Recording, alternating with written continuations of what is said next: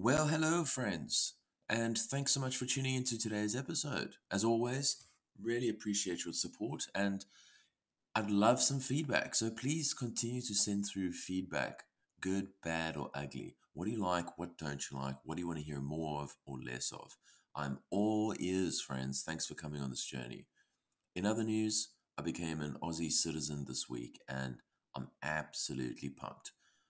I can't tell you what a difference it makes just from a travel perspective. For context, the South African passport is ranked below Russia and Venezuela. In other words, as a Russian, it's easier for me to travel around the world than as a South African. And that's just like wild.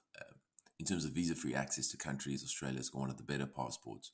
And so I feel super blessed from that perspective. But at the same time, just really stoked to be part of a country that's offered me so many opportunities since arriving in 2018. So Australia, let's fucking go.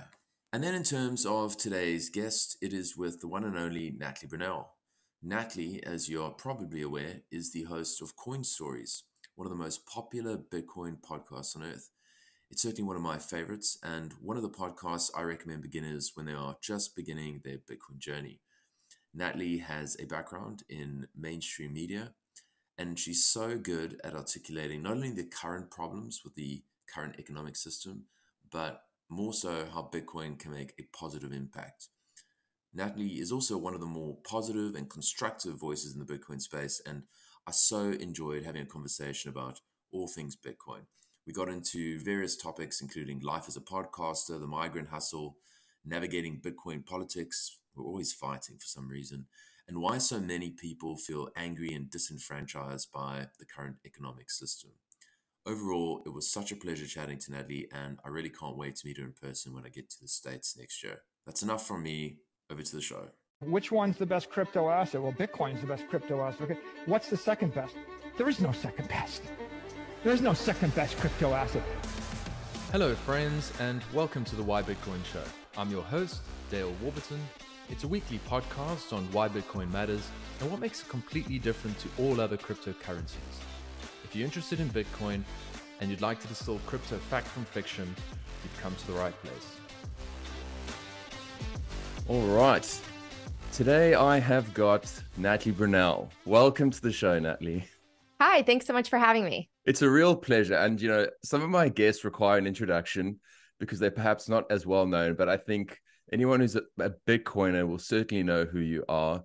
And if you don't know who Natalie is, please just Google her because she's pretty well known in this space. And I would regard her as one of my go-to people, you and I guess Peter McCormick, as, dare I say, entry-level content for normies, basically, helping ordinary people just get familiar with what's happening. So that's how I look at you, Natalie. Well, that's very nice of you. I don't know if I deserve those words, but thank you. I'm trying to help people understand Bitcoin. So I appreciate being in the likes of someone like Peter. Oh, yes, absolutely. Well, I was hoping we could sort of touch on quite a few things today, and I've got a little bit of a journey mapped out, but as always, I'm happy to go wherever it goes. I'd like to start out at a high level because I've heard your story several times about the fact that your folks were migrants from Poland.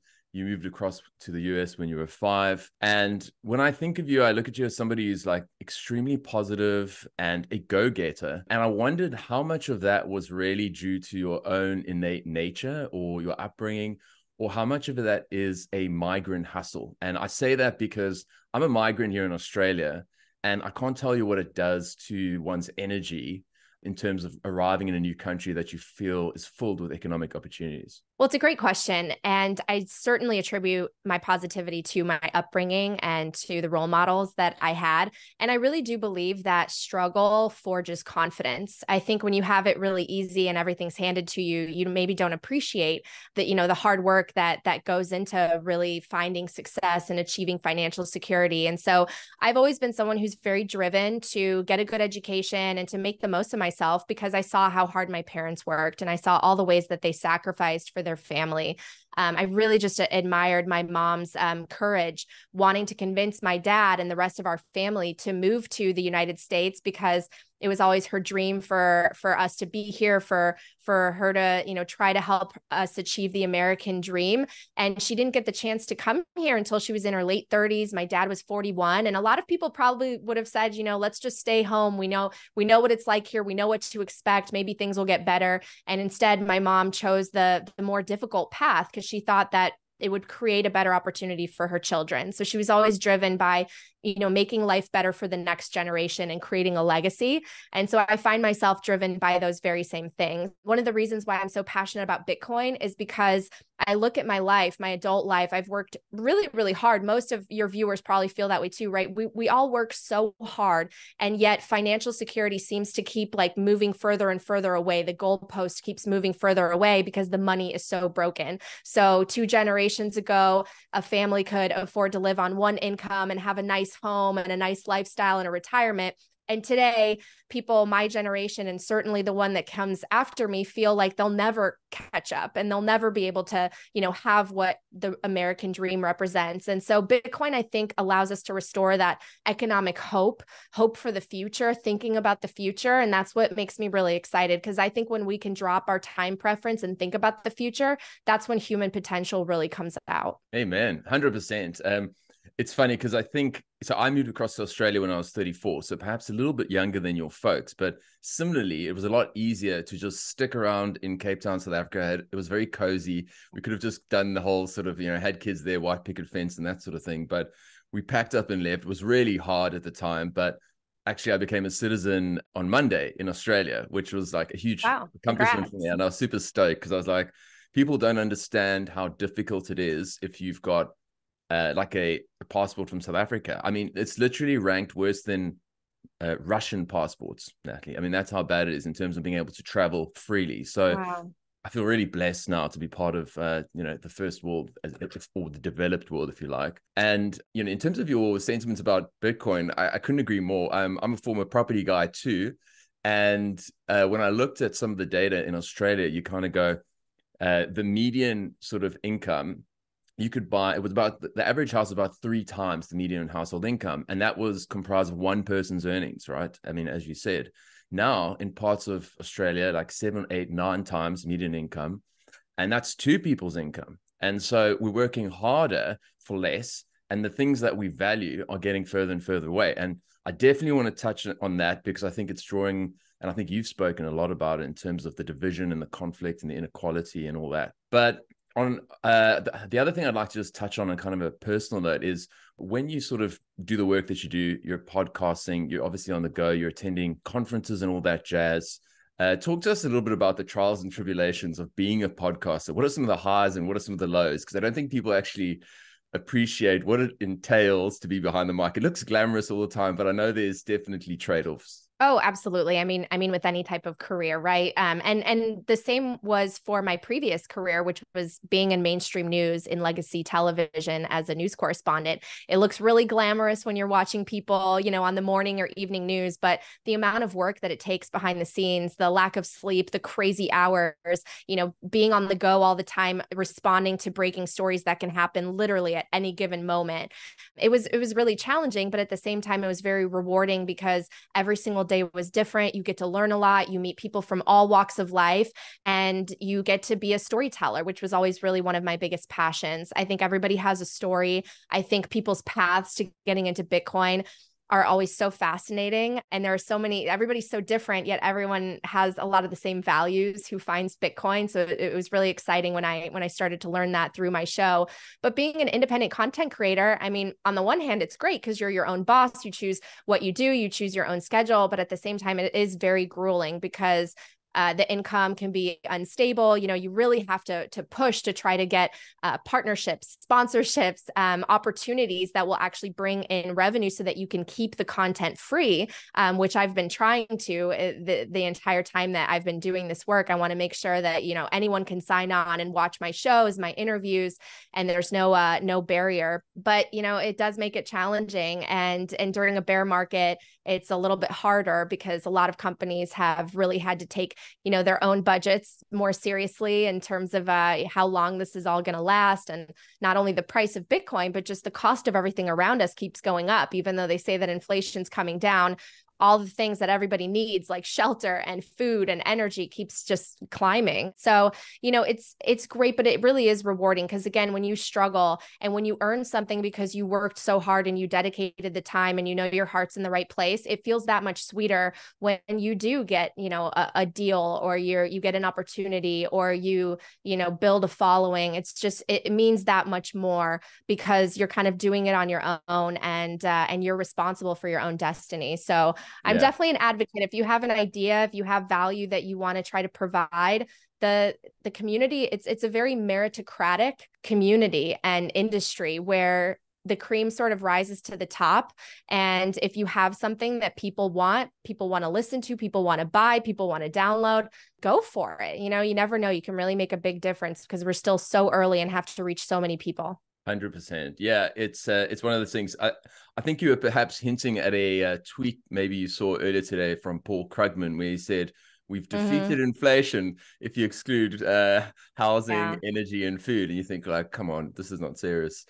No, absolutely. I think the journey for me has been so rewarding. But to your point, it's got its trade-offs, and I'm putting a lot of time and energy, and I'm really at the beginning of my journey, but it's been one of the most rewarding things that I've done in my life so far. I'm absolutely loving it. You touched on mainstream media and your experience there. I'd love to just dig in a bit there because I spent the better part of 2 years jumping into the culture wars prior to Bitcoin. You could almost describe it as like a hobby. I was just watching what the US was doing and really sort of keyed in. And it seems to me that mainstream media is largely broken because of the incentives, in the sense that it's funded. People don't want to be necessarily watching sort of corporate press anymore.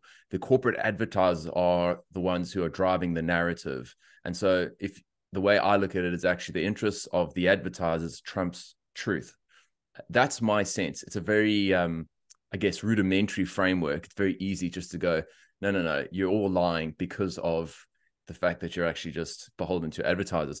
Is this an oversimplification, or is it more or less, in alignment with the truth there? Well, I definitely think that there's a trend, right? And you mentioned incentives. That's very true. When television networks started to compete with the internet and newspapers as well, it became very, very challenging to make the kind of revenues that they used to make when everyone watched, appointment television or got their Sunday subscription to a newspaper. So you have a lot more competition, and you have to compete with all these different media sources that are popping up, including independent creators and podcasters and citizen journalists. So it's very challenging, but I do think that sometimes we make blanket statements. I've worked with some fantastic journalists and producers who are not biased. Maybe they're not fully educated on things like the financial system, just like I wasn't. And so maybe they're misinformed and therefore guiding their work in a certain direction because they just don't understand. And it's not malicious. It's simply ignorant.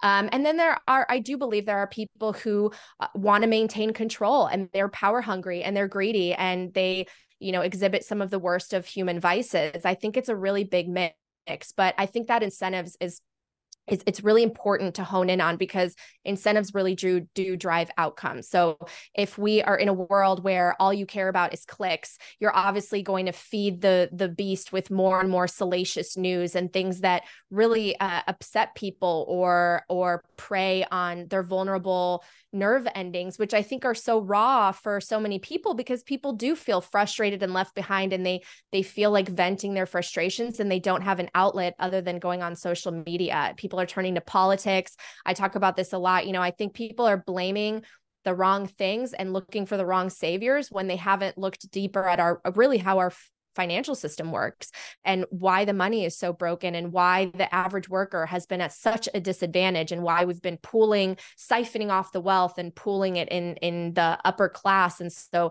the slice of the pie now for the richest people is so massive, even though they're a very small group, and everyone else is sort of fighting for the rest of it. And that's really sad.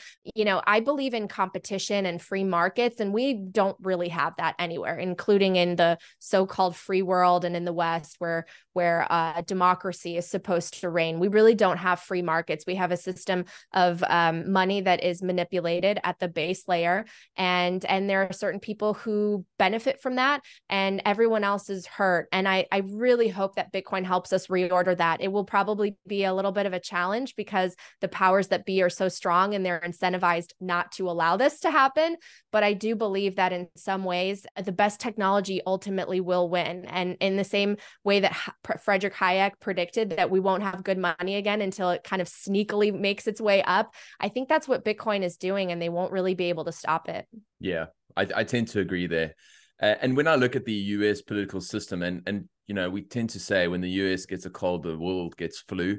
Everyone's looking at what happens in the US, whether it's culturally, politically, economically, because it kind of just spreads everywhere. And this is my assessment, and I was wondering if you would agree with it or not. It feels like the political and economic system is captured by the biggest corporates in the world.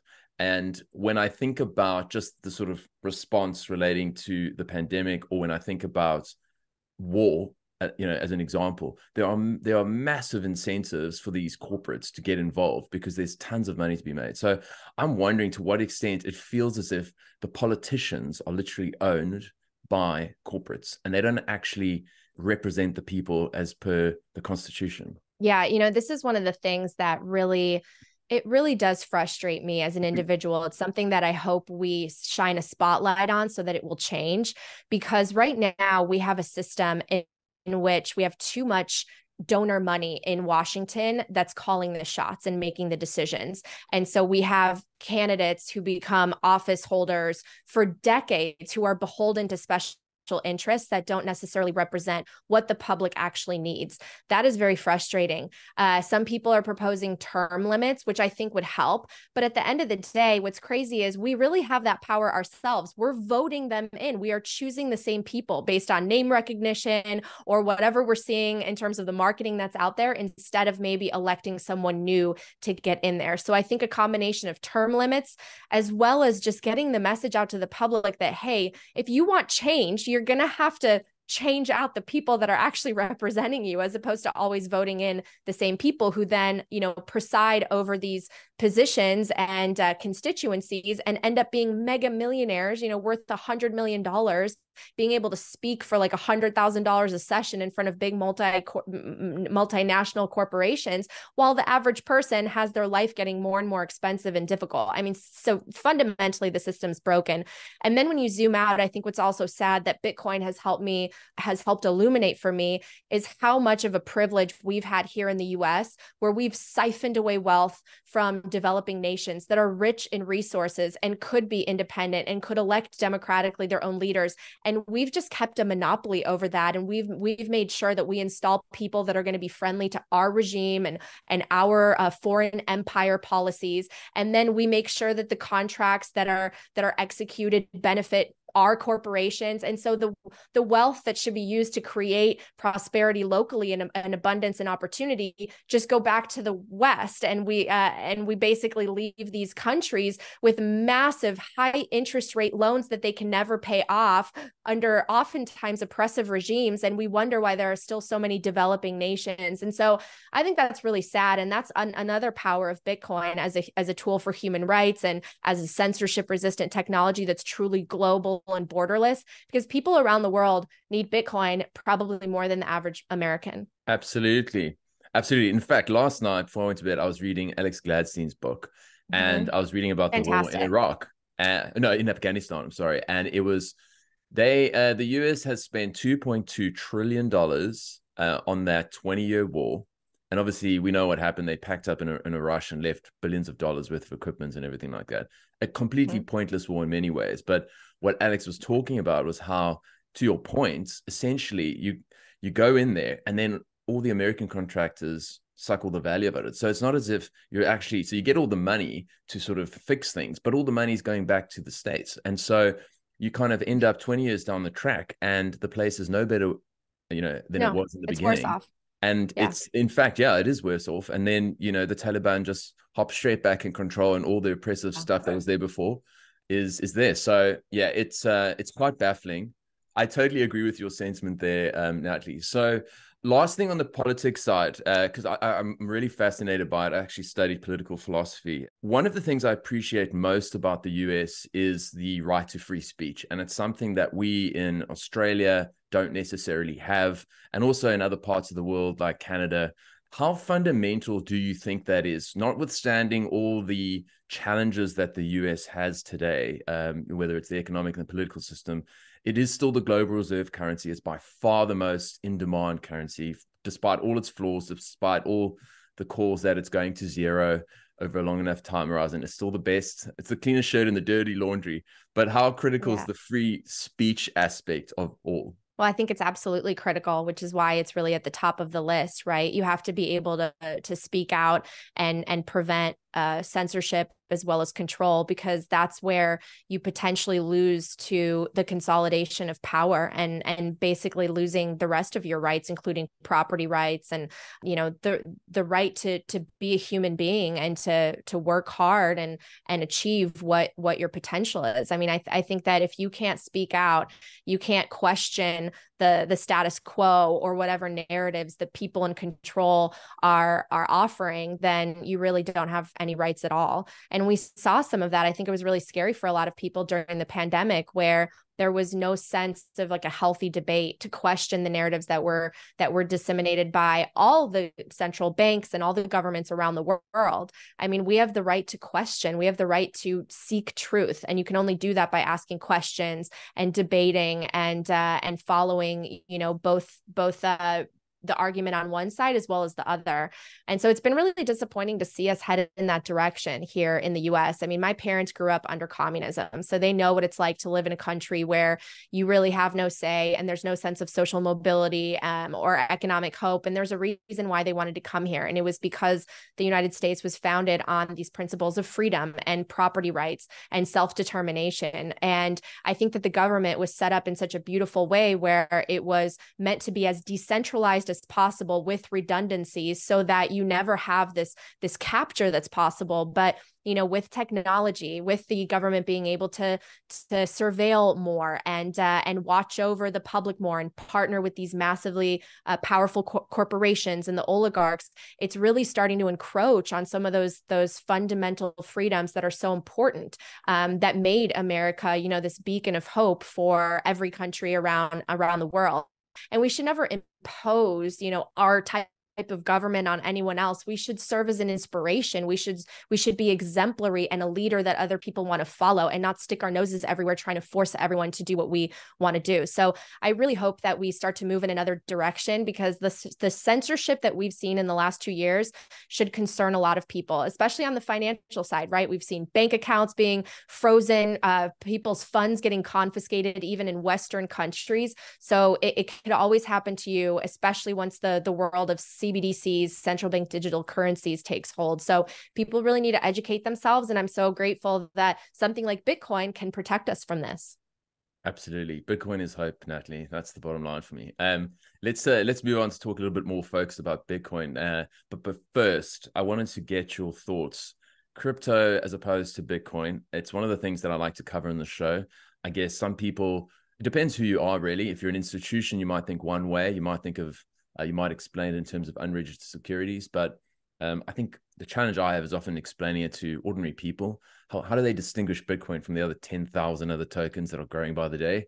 What's the sort of TLDR on your side in terms of how you distinguish it? Because I think I've seen your news snippets on Fox and various other channels, and you're really articulate when you speak about this stuff.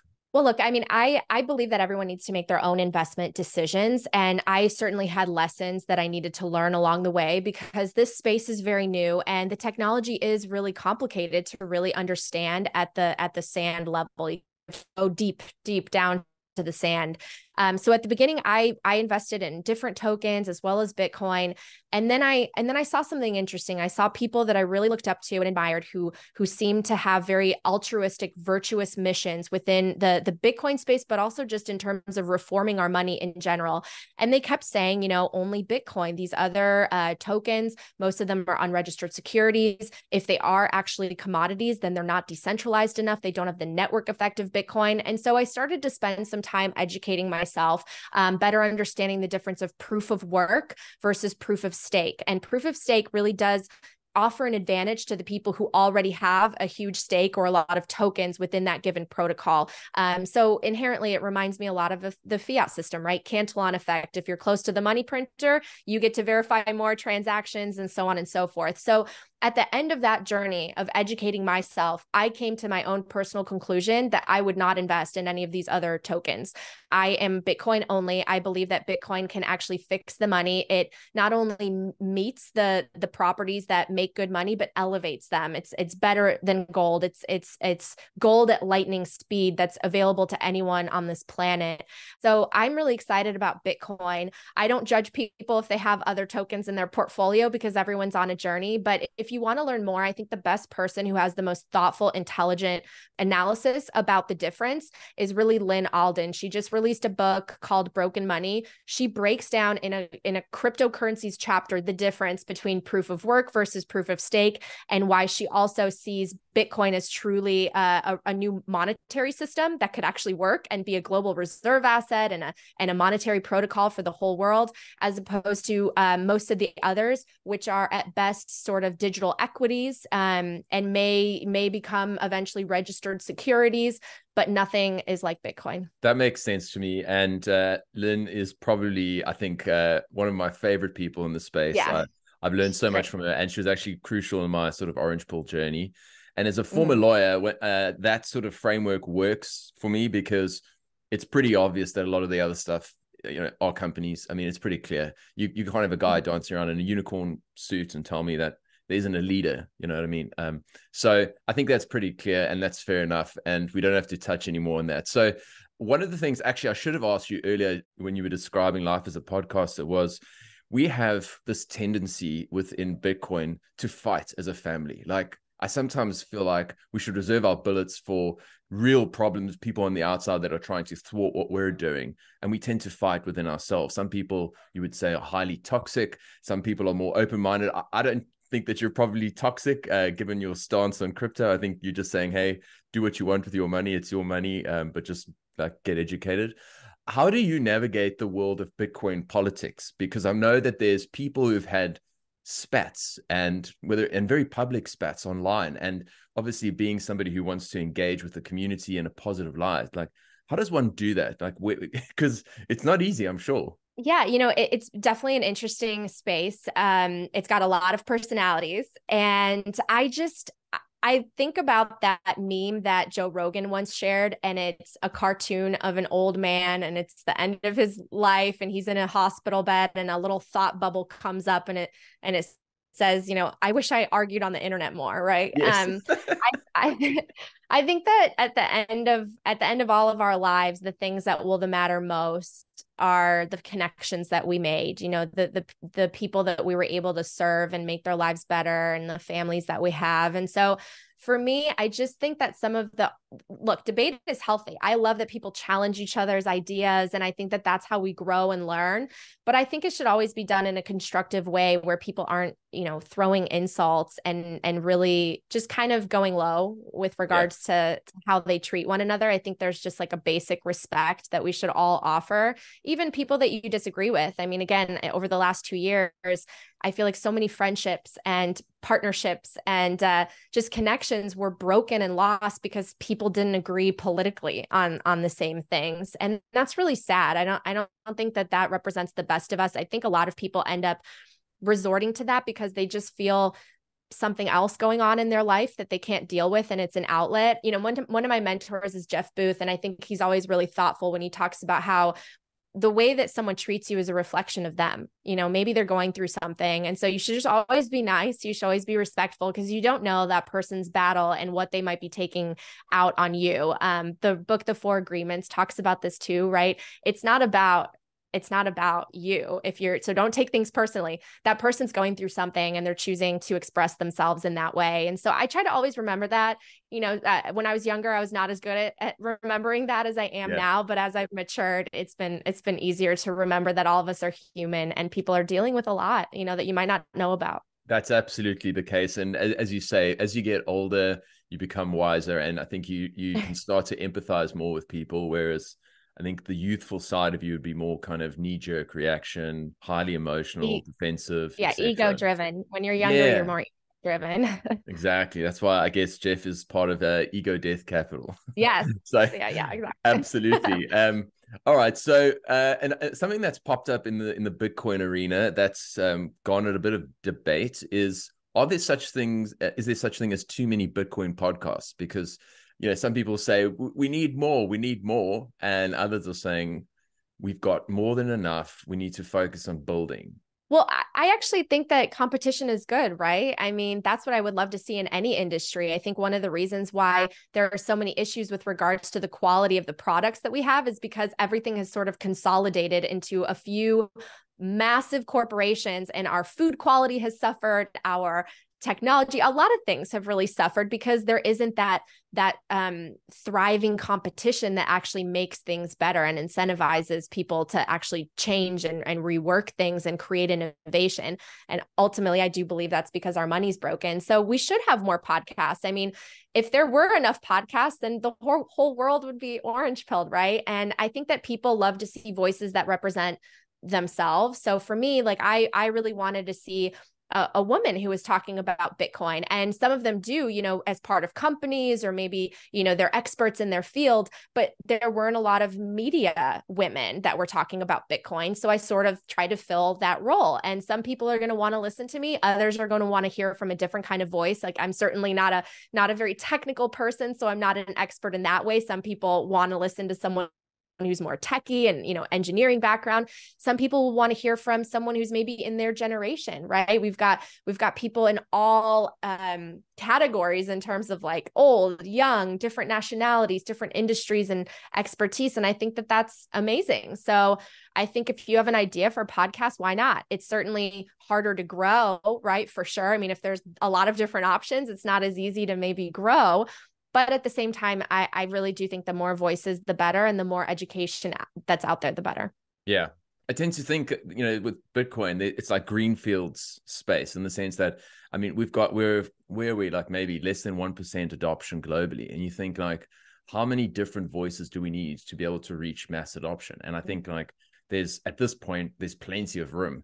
It's just because of the fact that we're all competing in inverted commas for the 1%, it can feel like you're shouting into the abyss. But I know that in the fullness of time, there's more than enough for everyone to eat. One thing I wanted to find out was, when you look into the future, and I think like we always speak about Bitcoin as hope, and you look at the broken system, like whether it's economically, politically, everything like that.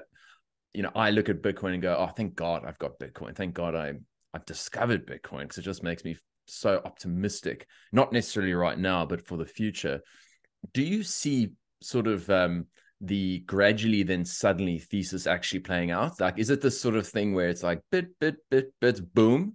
Or is this going to just kind of gradually accrete over time? Because I don't know where I stand on that. Yeah, I mean, I think that it's going to come in steps, right? So it'll be small versions of the gradually then suddenly. And what I mean by that is, I don't see a day where you wake up and it goes from 25,000 to 2 million a coin, right? I mean, that would mean, I think, something catastrophic has just happened. And I don't know if any of us want something like that. But I do think that it will move in hockey sticks, and then sort of level out and consolidate, and then move up again. I think we're going to continue to see that, hopefully being less and less volatile with each time and with each cycle that more and more people adopt. I've seen those charts that say that we are currently outpacing the internet adoption from the 90s. So I think there are going to be about 1 billion users on Bitcoin sometime in this decade, which will be really exciting. But there are also so many macro factors at play, right? I mean, look at the last 2 years with these aggressive rate hikes. We've had bank failures that they've, taped over. We've got a lot of delinquencies and bankruptcies that are happening. They're percolating under the surface, a lot of vacancies and issues within the commercial real estate market. We have the dollar being hardened with these rates, putting a lot of pressure on foreign currencies. So a lot can happen that can also put downward pressure on Bitcoin in the short term. But I do find it to be, the best technology, the most revolutionary innovation that we've had since the internet. And I think it's amazing that it's the one asset that literally everybody on the globe who has access to a phone wallet can actually start to accumulate and save for the future. That you can't, be in a developing nation and purchase shares of Apple stock or buy a lump of gold, but you can literally be streamed sats and start earning Bitcoin or buying Bitcoin if you can. So I think it's really incredibly empowering, but we're very early, we're very, very early. I can't wait to see how the next couple of years play out, because as you mentioned, for me, this really is about hope. I reached a point where I was in my, 30s thinking that by the time I reached that, I would have been so much more financially secure. I looked back and I felt like I gave up so much in terms of chasing a career to become financially secure and take care of my family and help my parents. And I wasn't able to achieve what I really wanted. I was still always just behind, trying to tread water, as opposed to finally feeling like I can take a breather and say, look, like I can finally have a house, or I feel more comfortable about my retirement or whatever. And so that's what I think Bitcoin has given me, is this sense that now I can look at the future, and I do believe that we're right. I do believe that we are at the beginning of a revolutionary technological change, and we're on the right side of it because we're early, and that could be life-changing for our families and for the friends and for everyone that we tell about this. I just think Bitcoin is great for everyone. And if I didn't have Bitcoin, I think I would have a more negative outlook about how I'm going to take care of myself in the future, how we're going to resolve some of these political issues and the division that we have, and just in general, how I'd be able to kind of survive and have a family and think decades into the future. Absolutely. Yeah, 100%. I agree with everything you've said there. And when you think about what is likely to be the biggest driver of adoption, and this is just pure speculation, but why not? Let's give it a go. And you can think of things like the medium of exchange, the store of value, the unit of account. You can think of the censorship resistant aspect. You got remittances. You can think of like central banks sticking on their balance sheet. You can think of people going, oh, well, it's a credit default swap on sovereign bonds, as Greg Foss says. You can think of it as, hey, these CBDCs are an Orwellian nightmare. Finally, we need some freedom money. Like, which of those kind of, when you look at them, is likely to, drive the biggest amount of adoption in the next decade? I think the thing that will drive the most adoption is number go up. I really do. NGU technology, the powerful NGU technology. Because if you really need Bitcoin, of course, it's so great that it is there and you can use it if you really need it. But it is very volatile in terms of a store of value, right? So in terms of it's great that you can send transactions and it's censorship resistant and it's borderless and you can protect yourself. But at the end of the day, and I feel like a lot of the Austrian economists have written about this, people don't want the money. They want what they can buy with the money, right? You can't live in a Bitcoin and you can't eat a Bitcoin. And so at the end of the day, you will always need money in order to nourish yourself and your family and take care of them in the future. And so if Bitcoin stayed around this level, all of those other qualities are great. And if you're in a situation where you need to send something and not be censored, or, have a situation where you escape some sort of oppressive financial censorship, then awesome. But I think the majority of the people are going to come in for the savings technology aspect so that they can plan for their future. That's right. And, I've heard you talk, Natalie, about the fact that you sort of identify with the way that Saylor describes Bitcoin as not being competitive to the dollar, because I don't think it's helpful to say in the Fed. And, we sort of like, it feels like at the cypherpunk level, that's what we should be saying. But in terms of wanting to get this through to 8 billion people, that's probably not the right message. So I'm really on point with that.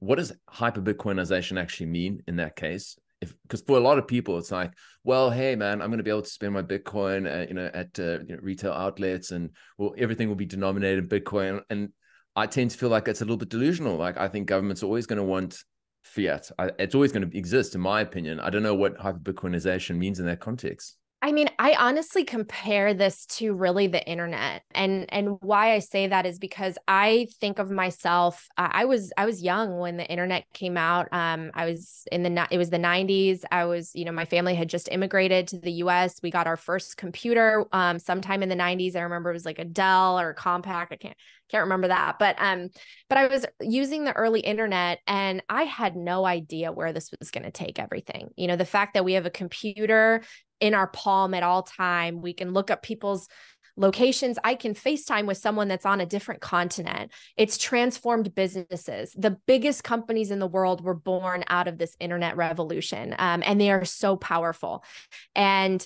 And yet we have so much more freedom with the internet, right? There's so much more control and attempts to control us and surveil us, but there's also so much more freedom. You can connect with people across the world. You can communicate and send value. And I can sell something, overseas if I wanted to create like a merchant relationship.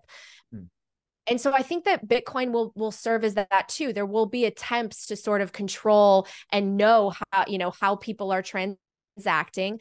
And in many ways, I think that with the Bitcoin blockchain, it's more transparent than the current system, because if you know who an address is associated with, you can literally see everything that they've done, right? So it's kind of interesting. And I think privacy tools will have to be built on top of that to obscure some of that.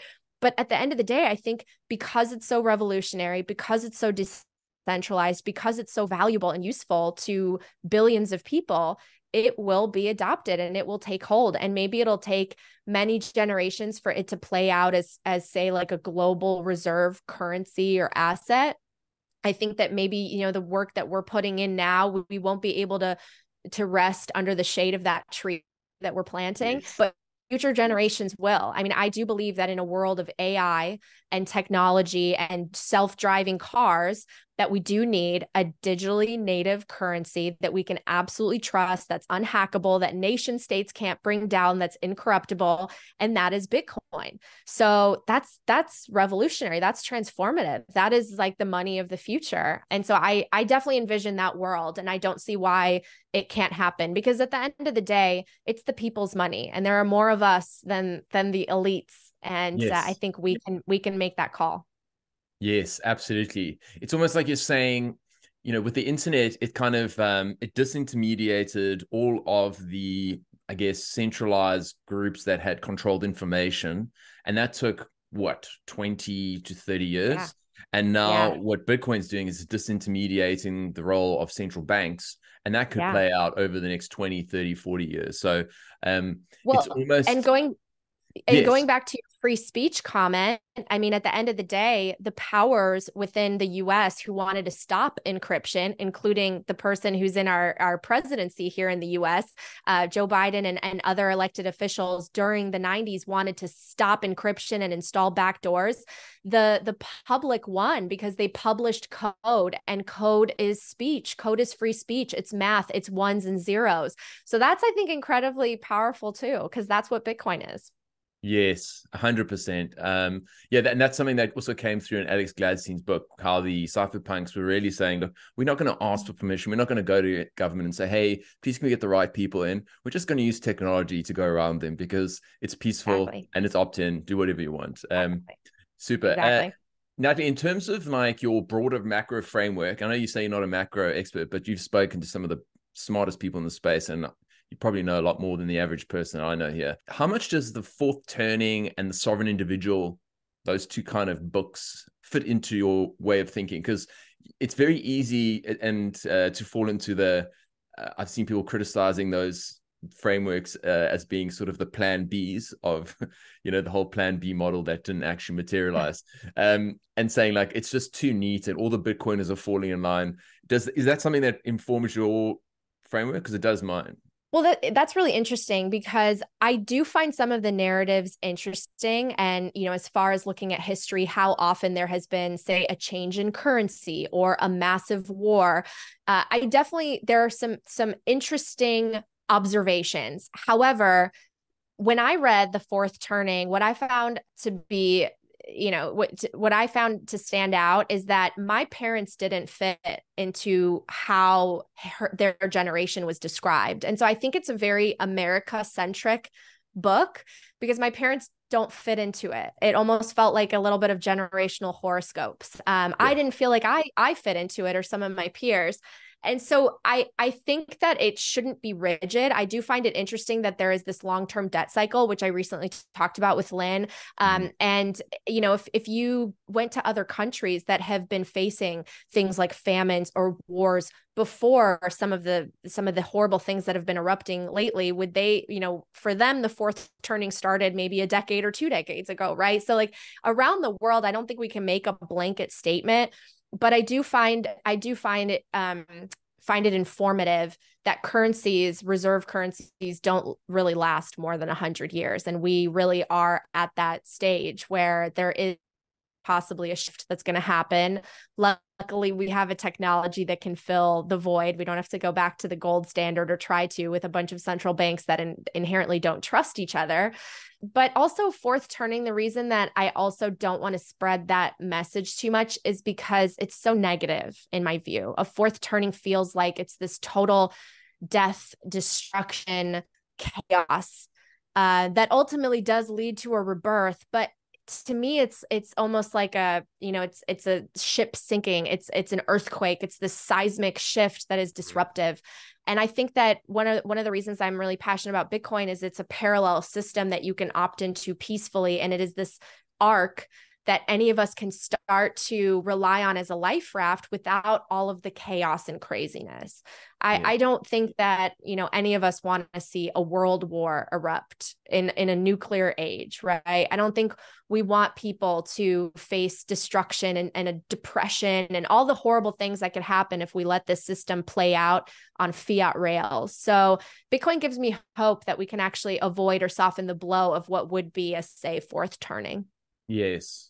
And that makes perfect sense. I mean, absolutely. I've read it and there's a lot of it that I go, wow, that's actually quite prescient. But then I think back to my folks growing up in South Africa during apartheid. I'm like, this has nothing to do. This was a flourishing period in the US. Meanwhile, you've got an apartheid state. So like, come on, what's going on? So it certainly doesn't touch on everything, but it's useful as a framework. And it just makes intuitive sense that the good times can't last forever and that things are cyclical. And that's about as much that I draw from it, but certainly it makes sense to focus on the good side of things and focus on what you can change in your life and focus on the Bitcoin is what really gives us hope. And that's what we're trying to do, give as much hope to people as possible.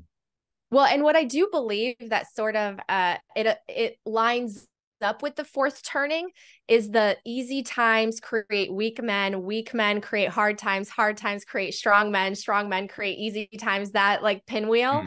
But I think that given where you are in the world, and that's really by chance, right? None of us choose where we're born or to whom we're born. I think that we could be at different periods depending on where we are. Yeah, that makes intuitive sense, 100%. Natalie, all right, we're nearing the end of our time here, and I was hoping we could just do some quick, relatively rapid fire questions, if you like. I thought I'm going to try something new. So, outside of Bitcoin, what are the things you're most passionate about? I love cooking. I'm kind of a homebody when I'm not traveling for conferences, and I love sharing love with people through food. Lovely. I can't get enough. In fact, too much. Best movie of all time. Pretty Woman. Oh, I love it. I actually went to Rodeo Drive to that shop. Yeah, that's brilliant. Favorite non-Bitcoin book? The Count of Monte Cristo. Okay, lovely. And lastly, what is the thing that you love most about Bitcoin? That it gives people hope around the world. Wow. Okay. Wow, there we go. Nice one. Thank you so much, Natalie. That was some really good stuff. And I must say, it really is. It's a little bit surreal chatting to you in the flesh because, as you can probably appreciate, you've sat and listened to people on podcasts before. You've been playing in my ear on my lengthy dog walks and my lengthy drives. And just to be able to meet you in the flesh is, well, not quite literally in the flesh, but at least online has been really cool. So thanks so much for your time. I really appreciate it.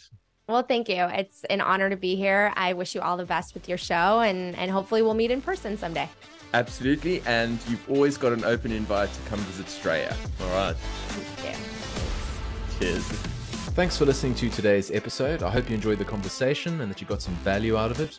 Either way, hit me up on Twitter and let me know what you think. My handle is Dale21M. If you've got any suggestions as to people you think I should be talking to or topics I should address too, I would love that sort of feedback. Otherwise, if you want to support the show, there's a couple different ways you can do that. The first is just to share it amongst your friends and family. The more that people hear the message that Bitcoin and crypto are not the same thing, the better. And I want to help people understand that. The second thing you can do is give me a 5-star review on whichever podcast app you're using. Of course, that's only if I deserve it. And last but not least, if you want to stream sats my way via the Fountain app, I'm not going to say no, but it's not expected. Thank you so much for your support thus far. It means the world to me. I appreciate the hell out of you, and the best is yet to come. Much love, friends. I'll see you on the other side.